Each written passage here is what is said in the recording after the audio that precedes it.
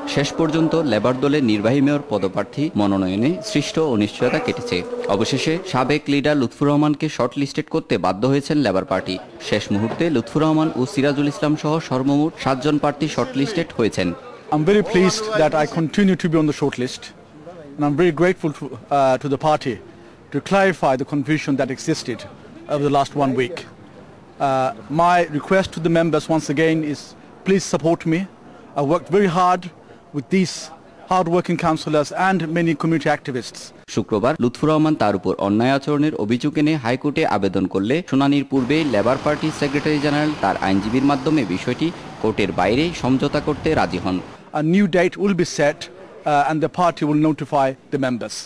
All I say, please give me a chance. আপনারা একটা chance দোকা আমাদের সুযোগ দোকা আপনারা সার্ভ করা লাগে। দলের ঘনিষ্ঠ সূত্র জানিয়েছেন লেবার তাকে আইনি খরচ বাবদ আরো 35,000 পাউন্ড প্রদানে রাজি হয়েছেন। শর্টলিস্টেডদের মধ্যে ভোটাভুটির নির্ধারিত তারিখ পরিবর্তন করে নতুন তারিখ নির্ধারণ করা হবে জানিয়েছেন লেবার দলের প্রেস অফিসার। প্রার্থী নির্ধারণে ভোট গ্রহণ প্রক্রিয়ার তারিখ পরিবর্তনের বিষয়টিকে ইতিবাচক পরিবর্তনের ইঙ্গিত বলেই বিবেচনা করছেন লুৎফুর রহমানের সমর্থক কাউন্সিলররা।